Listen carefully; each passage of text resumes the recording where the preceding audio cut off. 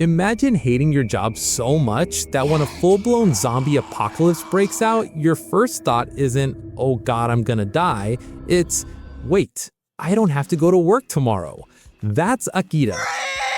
This man was so broken by corporate Japan that the literal end of the world was the best thing that ever happened to him. While everyone else is running and screaming, he's standing on his balcony watching the city burn with the biggest smile on his face. Because for the first time in 3 years, he's free. And he's about to make a bucket list. My name's Akira Tendo! It's a pleasure to meet every one of you! So before all the undead chaos, Akira was your classic bright-eyed college grad who landed his dream job at a production company.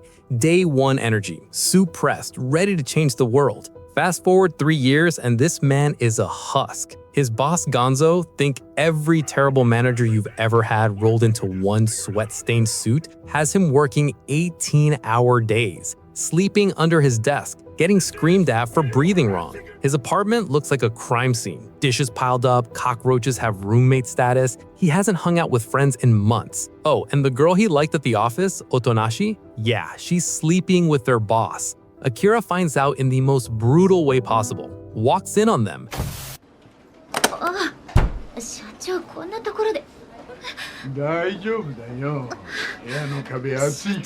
And does he say anything? No, because this job has ground every ounce of self-respect out of him. He just goes back to work. There's this shot of him on the train with all the other salary workers, and they literally look like zombies already. Hollow eyes, gray skin, shuffling forward. The metaphor is so loud, it's screaming. Every single morning, his alarm goes off and you can see his soul leave his body. He keeps telling himself, I should quit, but never does. Classic. Then one morning, Akira drags himself out of bed, steps outside, and oh, his neighbor is eating someone's face off. The streets are pure chaos. People running, blood everywhere, the whole city's gone. And Akira just stands there, processing it. You can see the gears turning. Then it hits him, slowly, like sunrise. He doesn't have to go to work. This man sprints back inside, jumps on his bed, and starts screaming with joy, tears rolling down his face. He takes a shower for the first time in who knows how long, puts on the brightest Hawaiian shirt he owns, and grabs a beer. The zombie apocalypse just cured his depression. Let's go! First thing Akira does, grabs a notebook and starts writing a bucket list. 100 things to do before he becomes a zombie. And these aren't grand philosophical goals. It's stuff like drink beer at a craft brewery in the afternoon, confess to a girl, ride a motorcycle. Basic human experiences that corporate slavery stole from him. He's out here reclaiming joy one item at a time. And he immediately starts crossing things off. He finds a sick motorcycle, teaches himself to ride it through zombie-infested streets, and he's loving it. This man is doing wheelies past the undead. Zero survival instinct, maximum vibes. He raids a convenience store just because he can, eats everything he wants. Akira in the apocalypse has more personality in one afternoon than he had in 3 years at that company. Enter Kencho. So Akira's best friend from college, Kencho, imagine the most annoyingly confident pretty boy who peaked as a frat bro but is somehow still lovable, is alive, and trapped in a hostage situation at a love hotel. Because of course he is. Akira busts in there like a man possessed, because Save My Best Friend was on the list. The two of them were able to escape to a nearby building's rooftop, mostly through dumb luck and adrenaline, and Kencho's back in the picture. These two together are unhinged. Kencho's life goal during the apocalypse is, and I quote, to find love. This man's priorities are absolutely cooked, but that's the dynamic. Akira's chasing freedom, Kencho's chasing women, and somehow they keep not dying. Then we meet Shizuka. Absolute baddie, zero patience for nonsense, has a survival rulebook like she speedran every zombie movie ever made. And she thinks Akira is certifiably insane for treating the apocalypse like a vacation. And honestly, fair. The duo met her while fulfilling Akira's bucket list to visit an aquarium. The aquarium is dark, flooded in parts, and full of zombies. but it's also full of actual sharks, and the sequence where they're navigating through this giant underwater tunnel with sharks on one side and zombies on the other is genuinely one of the coolest things I've seen in anime. Akira's just staring at the fish in awe while Shizuka's having a panic attack. It's perfect. On board an RV they found while escaping a horde of zombies, the trio journey towards Akira's hometown, Gunma. Road trip vibes are immaculate. Music playing, Kencho being annoying, everyone's loose. Then, bang, they hit a spike strip, tires shredded, vehicles swerving off the road.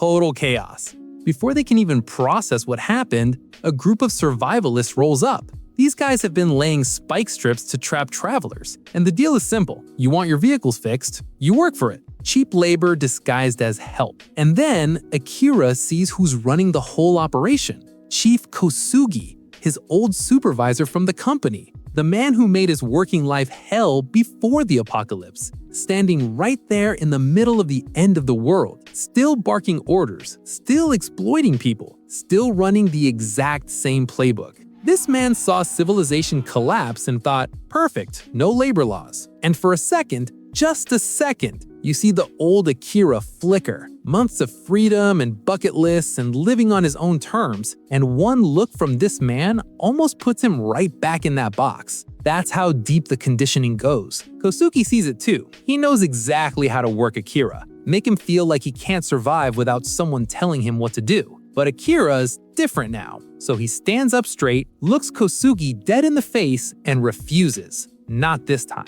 Not ever again. The crew fights their way out as zombies breach the place. They break free and leave Kosugi's little truck stop empire in the dust. Along the way, they pick up Beatrix, this absolutely jacked German girl who's been surviving alone in pursuit of touring Japan amidst zombie apocalypse. She's got katanas, spear, bow and arrow, and she treats the zombie apocalypse like a nature hike she's slightly underpacked for.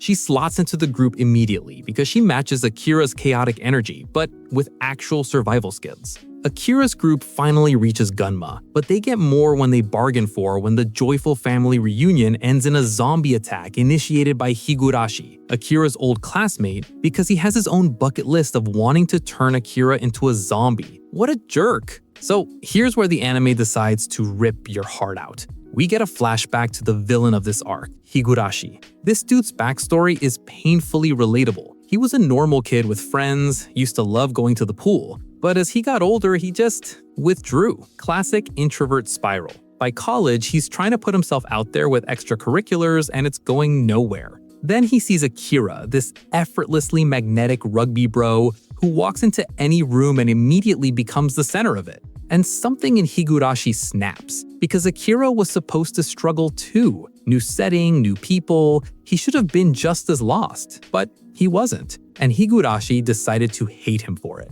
Fast forward to the apocalypse and Higurashi has gone full supervillain. He's got Akira's parents cornered, and Akira's dad Teruo is behind a door begging him not to open it because there are zombies on the other side. Akira's losing it. He starts telling his dad all the things he hasn't done yet, that he hasn't repaid him, that he's sick, that he can't lose him now. His mom Akiko confirms the illness and Akira's spiraling. But Teruo, absolute king of a father, tells Akira the best way to repay him is to keep living, finish the list, help people, be the person he raised. And then Akira opens the door.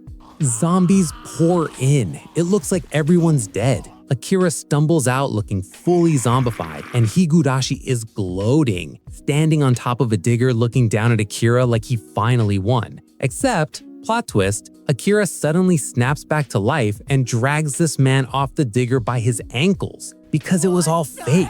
Akira used supplies from a shed to do full zombie cosplay makeup on him, which, by the way, crosses off bucket list item 22, try cosplay. This man turned a life or death situation into a bucket list opportunity. Iconic behavior. The whole thing was a setup. Absolutely cooked plan, absolutely worked. So now, Higurashi's kneeling on the ground, beaten, and Akira asks him something that cuts deep. If you're having so much fun, why doesn't it look like it? And you can see it land. Higurashi tries to brush it off, but he flashes back to the pool, to being a kid, to having friends, to when things were simple. Then, a zombie bites his ankle. He kicks it off, but it's too late. He's infected. And here's the part that actually got me. As the zombies close in, Akira asks the dying Higurashi what he really wanted. Not power, not revenge. Higurashi finally admits it. He just wanted friends. That's it. That's all it ever was. Akira calls him a fool, but not cruelly, because Akira did try to reach out to him back in the day, multiple times. Then Akira hugs him. Bucket list item 25. Give free hugs. He holds this man who spent the entire arc trying to destroy him and says they'll go to the pool together someday. Higurashi breaks down completely. And then he does the one selfless thing he's probably ever done. He runs straight into the zombie horde to lure them away from the village. Sprints to a river, imagines himself at the pool one last time, sees Akira in the water, makes peace with it, and lets himself go. Bro.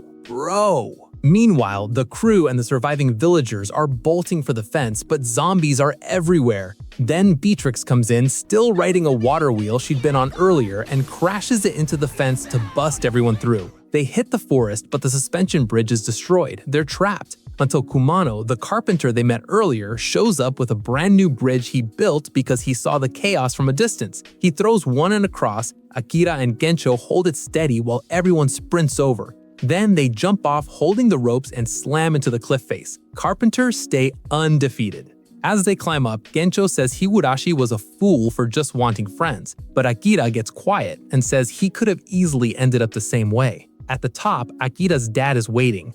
Teruo tells him he's proud, and Akira checks repay my parents off the list. The village seals the zombies back in the tunnel. Kumano stays behind to rebuild, literally his dream job. Shizuka, surprised anyone would choose to stay, but the villagers tell her that her determination to save them gave them a reason to keep going. Kencho gets his moment too. Little Anju thanks him for making her brave enough to smile again, and he checks off become a stand-up comic, with tears in his eyes pretending they're not there. That night, Akira sits by his sleeping dad and asks his mom what Teruo's illness actually is. She tells him, it's hemorrhoids.